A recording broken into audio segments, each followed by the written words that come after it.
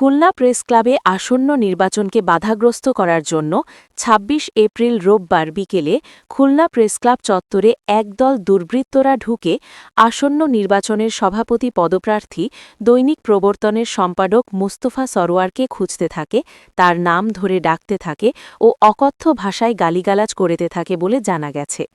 এ সময় আসন্ন নির্বাচনের সাধারণ সম্পাদক প্রার্থী দৈনিক সময়ের খবরের সম্পাদক ও প্রকাশক মুহাম্মদ তরিকুল ইসলাম সহ প্রার্থীদের জীবননাশের হুমকি দেয়। এর প্রতিবাদে ক্লাবের সামনে সড়ক অবরোধ কর্মসূচি পালন করেছে খুলনা প্রেস ক্লাবের সাংবাদিকবৃন্দ।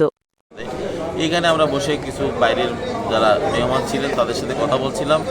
এর মধ্যে প্রায় ৬টার দিকে ২০-২৫ জন বা তারও বেশি হবে, তারা লুঙ্গি পরা বেশিরভাগ মানুষ, তারা এখানে এসে একজন প্রার্থীর নাম ধরে টাকাটাই করছিলেন, সভাপতি প্রার্থী। তখন আমাদের সোহাগ দেওয়ান, আমাদের মেম্বার রাজু, তারা বলতেছে যে আপনারা কোত্থেকে আসছেন, কোত্থেকে আসছে সেটা বলতে হবে। এইভাবে তর্ক বিতর্কে তারা প্রথমে জড়ায় পড়ে। এরপরে আমি এগিয়ে এসে বললাম যে আপনারা প্রেস ক্লাবের অভ্যন্তরে এসে এভাবে কথা বলা আপনাদের ঠিক না, এটা একটা মর্যাদার জায়গা, এটা একটা খুলনার মানুষের আস্থার জায়গা।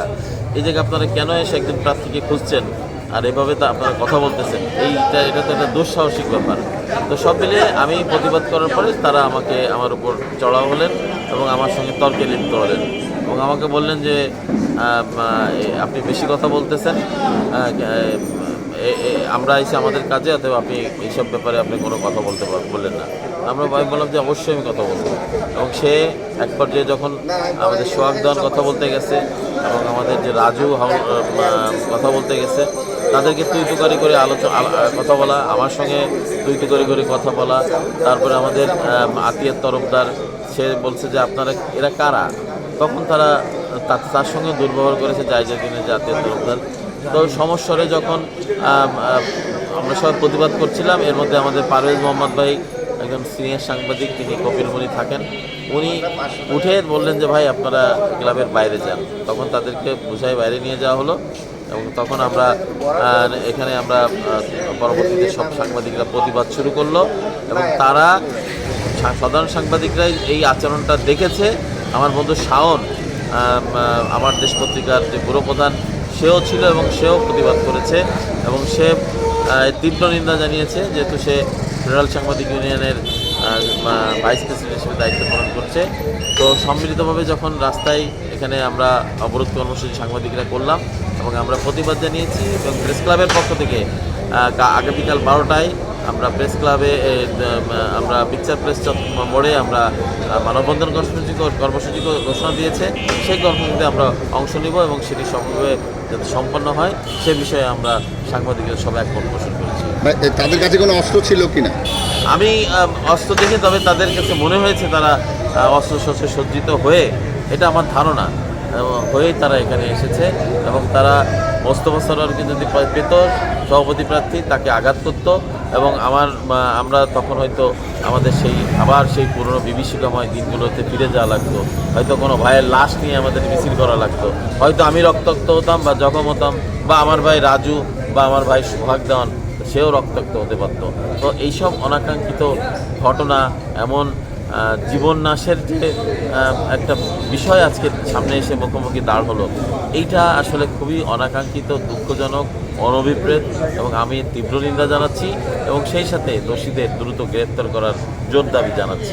প্রশাসনের পক্ষ থেকে কি আশ্বাস দেওয়া হয়েছে?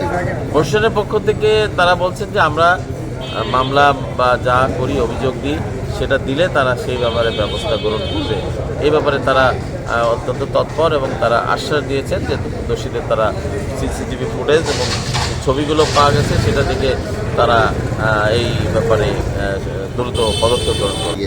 আসলে আমরা খুব খুশি এই কারণে যে আমরা একটু মনে হলো যে আমরা পালে হাওয়া লাগার মতো, আমাদের হৃদয়ে একটু হাওয়া লেগেছে এই কারণে যে মহানগর বিএনপির দুজন নেতৃবৃন্দ এসেছিলেন, মহানগর বিএনপির সভাপতি শফিকুল আলম মনা ভাই এবং সাধারণ সম্পাদক শফিকুল আলম তুহিন ভাই এসেছিলেন এবং তারা দুজনে এসে আমাদেরকে আশ্বস্ত করেছেন যে আমাদের এই প্রেস ক্লাবের মর্যাদা যেন অক্ষুণ্ণ না হয়, অক্ষুণ্ণ থাকে এবং সাংবাদিকদের মর্যাদা যেন এটা যেন কী বলবো, এটাও যেন অক্ষুণ্ণ থাকে, সেই বিষয়ে তারা সাংবাদিকদের পাশে সবসময় থাকবে এবং সাংবাদিকের মর্যাদা রক্ষায় তারা লড়াই করেছে এর আগেও এবং কথা বলেছে, এবারও তারা সাংবাদিকদের পাশে থাকবে এবং তারা বলেছে যদি কেউ দলীয় পরিচয়ে এখানে এসে থাকে তাহলে তাদের বিরুদ্ধে কঠোর ব্যবস্থা তারা গ্রহণ করবে বলে আমাদেরকে সেটি জানিয়েছেন। ভাই, আমাদের একটা প্রশ্ন আছে যে এই যে আজকে যে অনাকাঙ্ক্ষিত ঘটনা ঘটলো, এই ঘটনার আগামী নির্বাচনে কোনো প্রভাব পড়বে কিনা আপনি কি মনে করেন? আমি সেটা বিশ্বাস করি না, এই কারণে যে আগামী নির্বাচনে এটি প্রভাব পড়ার কোনো কারণ নাই। কারণ আমরা ভীত সন্ত্রস্ত, আমরা সিকিউরিটি চেয়েছি, পুলিশের কাছে নিরাপত্তা চেয়েছি, কিন্তু আমরা একটা কথা বলেছি যে 30 তারিখে নির্বাচনকে বানচাল করার জন্যই একটা পক্ষ এই বহিরাগতদের প্রেস ক্লাবে প্রবেশ করিয়েছে। প্রেস ক্লাবের প্রতিষ্ঠা লগ্ন থেকে এখন পর্যন্ত এই ধরনের ঘটনা কখনো ঘটে নাই এবং এটাই প্রথম ঘটনা ঘটলো। যেহেতু 30 তারিখে নির্বাচন বানচালকে করার জন্য এই ঘটনা, সেহেতু আমার মনে হয় যে সাংবাদিকরা এই বিষয়ে সচেতন এবং সাংবাদিকরা এখনও দাবি করে যাচ্ছে 30 তারিখে নির্বাচন যেন অনুষ্ঠিত হয় এবং সুষ্ঠুভাবে সেই নির্বাচনটি যেন সম্পন্ন হয়। সব মিলিয়ে আমরা নিরাপত্তা শঙ্কায় রয়েছি কিন্তু আমরা নির্বাচন পিছানোর ব্যাপারে কোনো আপোষ করব না। নির্বাচন হতে হবে 30 তারিখে, এটা আমাদের সাধারণ যারা ভোটার রয়েছে, সাংবাদিক রয়েছে, তাদের মর্যাদা, প্রেস ক্লাবের মর্যাদা এর সাথে জড়িত, এটা হতেই হবে, এটা আমরা বিশ্বাস করি। এই ব্যাপারে সবাই একমত পোষণ করেছে। ধন্যবাদ। প্রেস ক্লাবকে টার্গেট করা হয়েছে, প্রেস ক্লাব আক্রান্ত হয়েছিল।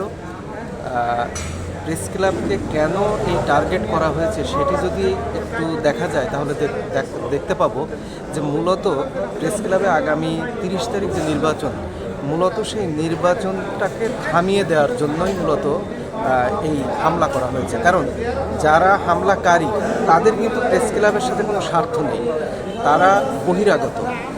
মূলত নির্বাচন যারা চাচ্ছে না সেই অংশটি আমরা ধারণা করছি যে তাদেরকে এখানে ডেকে এনে এই হামলার ঘটনা ঘটানো হয়েছে।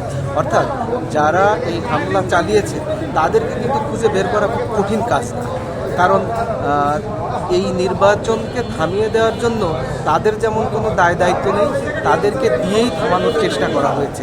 আমি মনে করি যারা এই হামলার সাথে জড়িত তাদেরকে ধরলে তাদের স্বীকারোক্তিতে বেরিয়ে আসবে কারা তাদেরকে ডেকে এনেছিল এবং তাদের স্বীকারোক্তিমূলক বক্তব্যের ভিত্তিতে যারা প্রেস ক্লাবের যারা এই হামলারকে উস্কে দেওয়া বা এই ডেকে আনার সাথে জড়িত তাদের মুখোশ উন্মোচন হবে এবং আমি মনে করি তাদের বিরুদ্ধে কঠোর ব্যবস্থা নেওয়া দরকার।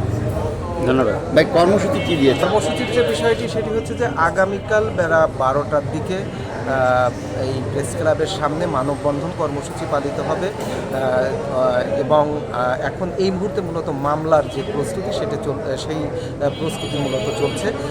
এই মামলায় যাদেরকে মূলত সিসিটিভি ফুটেজে দেখা গিয়েছে তাদেরকেই মূলত আসামি করা হবে। আমরা প্রত্যাশা করছি সিসিটিভি ফুটেজ ধরেই আসামিদেরকে ধরা হবে।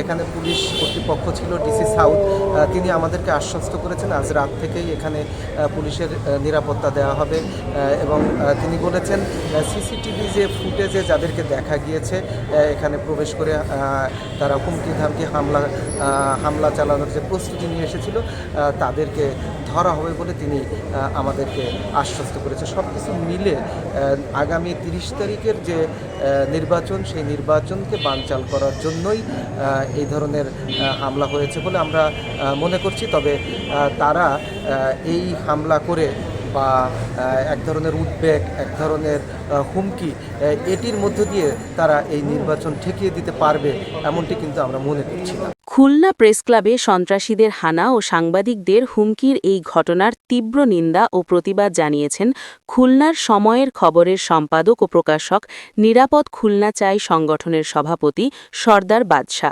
একই সাথে তিনি প্রশাসনের কাছে দাবি রাখেন দুর্বৃত্তদেরকে গ্রেফতার করে আইনের আওতায় এনে শাস্তি প্রদান করার।